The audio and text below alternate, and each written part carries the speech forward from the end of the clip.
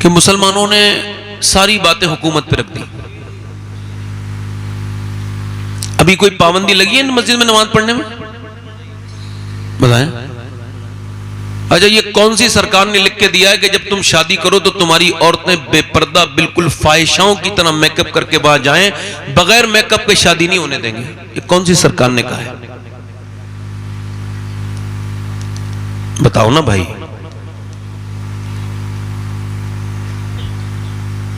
ये कौन सी हुकूमत ने ये पाबंदी लगाई है कि तुम्हारे घर में अब मुसल्ले नहीं बिछ सकते?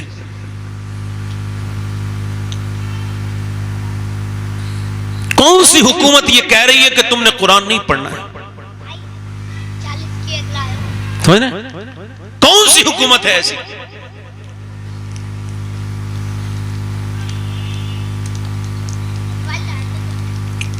ये मुसलमान लड़कियां बुर्के वालियां जब होटलों से दरियाफ्त होने लगे, अल्लाह अकबर अल्लाह अकबर, जब इस्लाम की शहजादियां ओयो होटल से दरियाफ्त होने लगे, तो फिर भी मुसलमान चैन की नींद सोता है।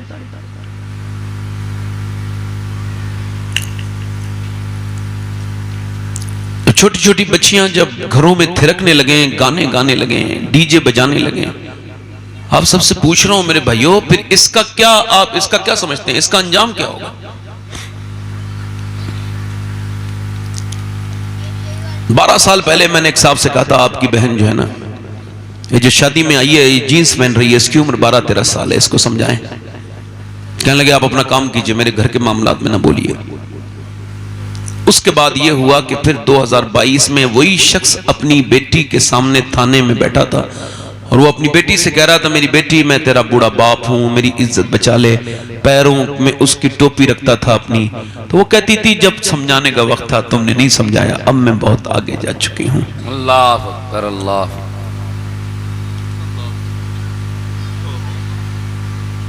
जब हम, अल्लाह ने हमको दिया है दौलत बतेरी, मगर फिर भी हम जब मालदार रिश्ता देखने लगे, हम एक दूसरे का खून पीने वाले लोग हैं, खून पी गए हम एक दूसरे का। शादी बड़ी बड़ी की है तुमने, बड़ा नाम हो गया भाई, खाना बड़ा अच्छा था, मैं तो जाता ही नहीं किसी शादी में। अल्लाह का शुक्र है, अल्लाह का फजल है, नहीं जाता मैं, इसमें शरीक नहीं हूं और इंशाअल्लाह होऊंगा भी नहीं। कुछ बातें ऐसी हैं जो मैं आज मिंबर पे आपको बता रहा हूं, जो मेरे दिल को बहुत तकलीफ देती है, कि जब तेरे घर की शादी के चंद लुक़्मे खाने बाप आया था, उसकी बेटी भी आई थी, तो बेटी ने 2-3 लुक़्मे खाए, मगर उसको वो हजम नहीं हुए। वो रात भर यही सोच के सो ना पाई कि मेरा बाप तो मजदूर है, इतना पैसा कहां से लाएगा।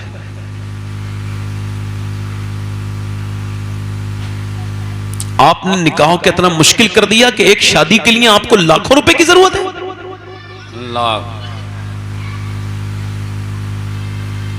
सीधी सादी शादी करने में आपकी इंसल्ट होती है। लोग क्या कहेंगे? लोग ये कहते हैं इन्ना लिल्लाहि व इन्ना इलैहि राजिऊन, और कुछ नहीं कहते लोग। क्या बात है। साहिल के तमाशाई है डूबने वाले पर, बहुत अच्छा। अफसोस तो करते हैं मगर इमदाद नहीं करते। हाजी हज करके आया है, मगर बात क्या कर रहा है? ओ मेरे बेटे के लिए कोई अच्छा जहेज देखो, और 1,500 आदमी आएंगे, बस उसका खिदमत कर देना उनकी। यानी ये इतना बड़ा भूखा है और ये बेवकूफ है, बल्कि कहो भीख मंगा है ये, कि दोस्ती यारी तो इसने है, रिश्तेदारी भी है, वो अपने घर नहीं खिला सकता बेचारा, तो दूसरों के कांधे पे रख के ये बंदूक छोड़ना चाहता है। ये बदतमीज आदमी है, इसका दिमाग खराब है। आज के जमाने में अगर कोई नौजवान ऐसा लड़का हो, मैं सैयद हूं, इस महफिल में उसका हाथ चूमने के लिए तैयार हूं, जो ये ऐलान करे कि मैं जब शादी करूंगा बिल्कुल सुन्नत के हिसाब से करूंगा, बगैर किसी जहेज के, एक कप चाय भी नहीं, वैसे ही करूंगा जैसे मुस्तफा ने की थी। और याद रखो, कायनात में कोई इतना बड़ा नहीं हो सकता, बल्कि हुजूर की जूती के बराबर भी नहीं हो सकता। मेरे हुजूर ने अपनी बेटी, ना हुजूर की बेटी की तरह किसी की बेटी है, ना हुजूर के दामाद की तरह किसी का दामाद है। बेटी फातिमा है जो जन्नती औरतों की सरदारा है, अली दामाद है जो सारे वलियों का सरदार है, मगर शादी मस्जिद में की जा रही है और दुनिया को बताया जा रहा है कि इंसान बड़ा खर्चा करने से नहीं होता, इंसान बड़ा अल्लाह को राजी करने से होता है। क्या बात है। नारे तकबीर, नारे रिसालत, फैजान औलिया इकराम हजरत अल्लामा सैयद शबाहत मियां साहब किबला।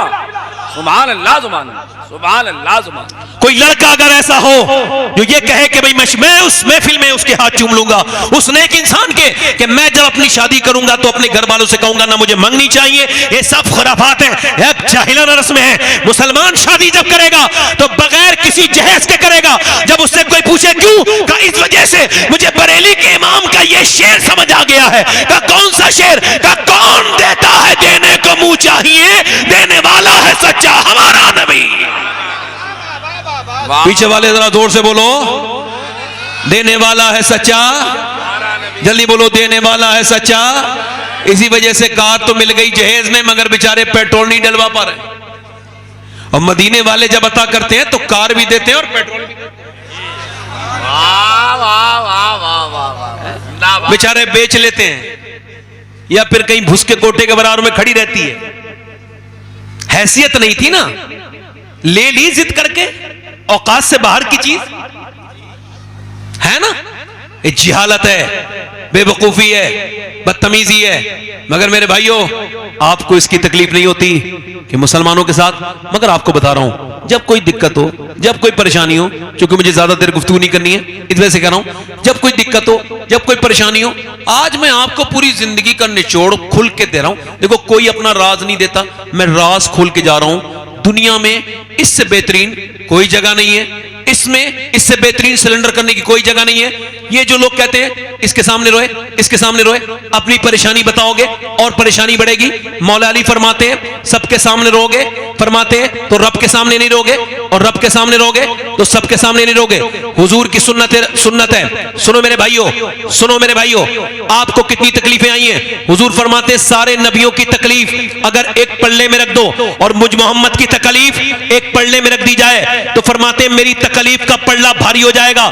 मैंने जितने गम, जितने दुख, जितने दर्द सहे हैं, इतने किसी ने नहीं सहे। मगर एक आप ज़ईफ हदीस भी नहीं सिखा सकते कि मेरे नबी पाक सल्लल्लाहु अलैहि वसल्लम ने कभी रोने के लिए किसी का कांधा तलाश किया हो, किसी के कांधे पे सर रख के मेरे नबी रोए हो। नहीं नहीं, मेरे मुस्तफा ने खुद भी और पूरी दुनिया के अपने उम्मतियों को यह पैगाम दिया है। अम्मी आयशा फरमाती हैं कि मेरे नबी पाक किसी के साथ तो कभी नहीं रोए, मगर जब रात होती थी तो मेरे नबी पाक इतना लंबा सजदा करते थे और हुजूर के इतने आंसू निकलते थे कि मेरे नबी पाक के आंसू घर के बाहर को निकल जाते थे। मेरा इमाम कहता है आंखें रो रो के सुजाने वाले, जाने वाले नहीं आने वाले। सुनो मेरे भाइयों, जब कोई तकलीफ आए तो बस मुसल्ला बिछाओ और रब से कह दो। क्या बात है, सुभान अल्लाह। तकबीर, नारे रिसालत। जिंदाबाद, जिंदाबाद, जिंदाबाद। रब से कहो, रब के आगे, सुभान अल्लाह, रब के आगे। सहाबा इकराम की जिंदगी देखो, लुट गए लोग, खत्म हो गए, मगर वो सहाबा वो 313 हैं। कितने हैं बोलो, कितने हैं? और उधर 1000 की फौज है। जरा तवज्जो करना भाई, थोड़ी देर ध्यान से सुन लो। कितनी फौज है बोलो? 1000। इन्होंने रात भर बकरे खूब खाए, भून भून कर, इफरात है, शराबें पी हैं, नाच देखे, गाने देखे, और इनके हाथों में रस्सियां हैं। रस्सियां क्या कह रहे हैं? अबू जहल इतना ओवर कॉन्फिडेंस में, मैं इन रस्सियों में बांध के लेके जाऊंगा, इस रस्सी में बांध के लेके आऊंगा। हुजूर के बारे में कह रहा है ऐसे बांध के लेके आऊंगा, घसीट तवा। ओहो, इतना इतना इतना फकर न कर। उधर मेरे नबी पाक ने, उधर मक्के की औरतों ने अपने जेबर दे दिए, अपने जेबर, लो ये सोना लेके जाओ, खत्म कर दो दीन को। उधर ये अपना माल दे रही हैं, उधर मदीने की औरतें जवान लड़के लेके आ रही हैं। हुजूर हमारे पास माल तो नहीं, मगर ये 18 साल का लाल है, इसको ले जाइए मेरे आका। उधर माल दिया जा रहा है, उधर लाल दिए जा रहे हैं। हुजूर ने फरमाया भाई मेरे सहाबा कहां हैं? देखो मैंने मक्का छोड़ा, मैं मदीने आ गया, अब वो हमारी तरफ चले हैं दुश्मनी के इरादे से। बोलो क्या ख्याल है, चलोगे? क्या ख्याल है? और सोच समझ लेना, अल्लाह के रसूल ने फरमाया बोलो क्या ख्याल है? सहाबा इकराम बोले हम आपके साथ चलने के लिए तैयार हैं। हुजूर ने फरमाया सोच लो, तुम्हारे पास 7 तलवारें हैं, उनके पास 1000 तलवारें और नेज़े और भाले हैं। तुम्हारे पास सामान जंग का नहीं है, उनके पास सामान जंग का है। बोलो चलोगे मेरे साथ? सहाबा इकराम अर्ज करते हैं या रसूल अल्लाह, उम्मत ये मुस्तफा की है, मूसा की नहीं है। मेरे आका जान दे देंगे आपके ऊपर जब तक हमारी लाशों पे से नहीं गुजरेंगे आप तक। सहाबा कराम सुभान अल्लाह मदीने से निकले हैं, ये पहली जंग है मुसलमानों की, इससे सीखना चाहिए। ये आपने क्या बात कर दी, कभी इधर झुके, कभी उधर झुके, कभी इस मजार पे, कभी उस मजार पे, अपनी बातें के लेके जा रहे हो और सजदे तुम्हारे गायब हैं। जब तक सजदा नहीं करोगे ला ला ला कहीं कामयाब नहीं हो सकते।